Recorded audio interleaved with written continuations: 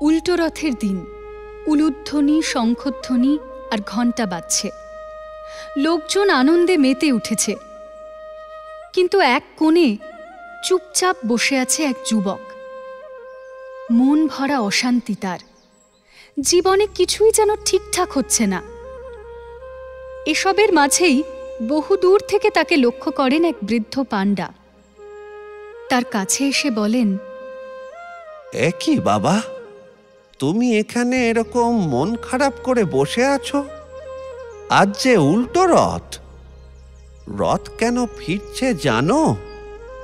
যুবকটি মাথা নাড়ল।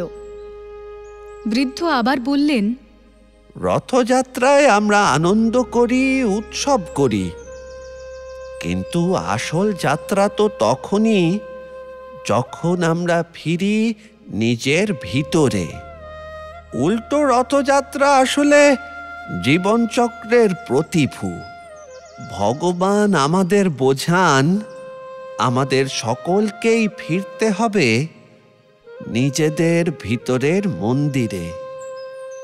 রথ ফিরছে বাবা, তুমিও ফেরো তোমার নিজের কাছে, নিজের ভিতরের জগন্নাথের কাছে। যুবকটির চোখ ভিজে উঠল। সে মাথা উঁচু করে বলল, আমি বুঝতে পেরেছি, আপনাকে ধন্যবাদ।